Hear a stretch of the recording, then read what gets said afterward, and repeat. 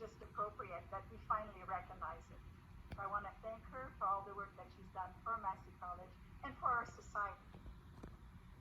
Among her many accomplishments, she co-founded Pathways to Education, a very successful stay-in-school program for high school students. As I said, when she sees a problem, she tries to find the solution. There could not be a better recipient of the Clarkson Laureate, Camille.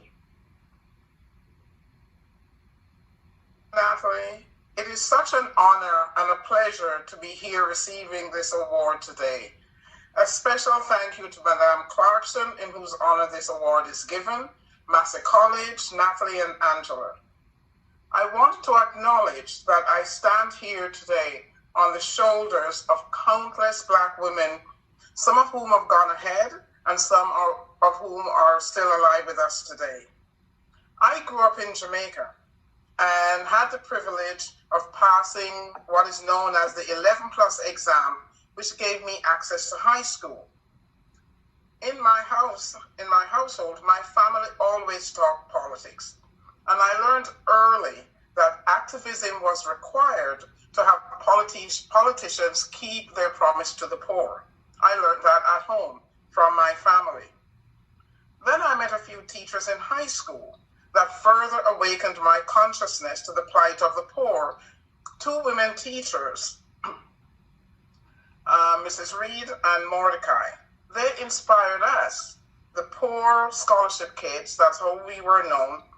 They inspired us to take our place in that school and to succeed.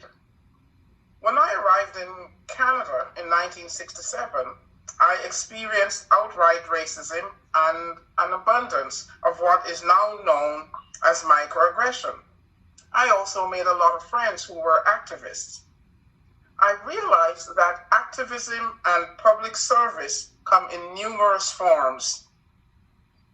I determined then and there that I was going to use my strength, and that was in the area of public service. That is, whatever job I had, that job became a platform to advocate for change. That inequities was not acceptable and must be addressed. Public service is change-making work. It is to be an agent of change, and it is not to settle. I do not confuse public service with public servants.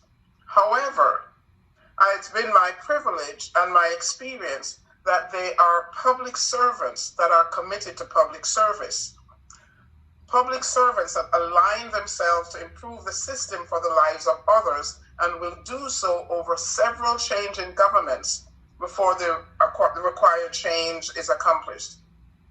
I also know that success is possible, and its success comes from community activists, individuals, people interested in public service and public servants, all working together to a common end.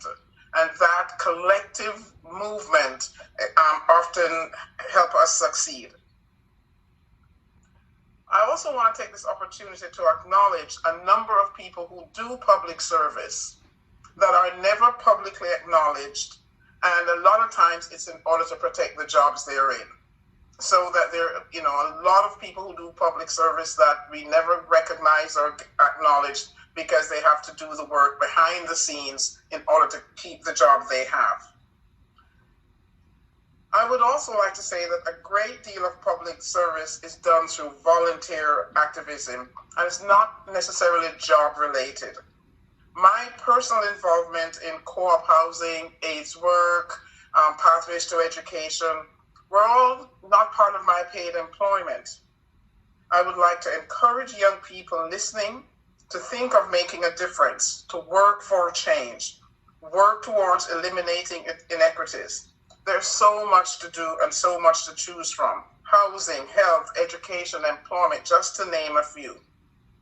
I would also ask, while thinking about making these changes, participating in these changes, to include the issue of anti-Black racism in the work you think about and the work you do. We have seen a lot of public service that have done a lot of good, made a lot of advancements, bad anti-Black racism hasn't still left Black and Indigenous people behind.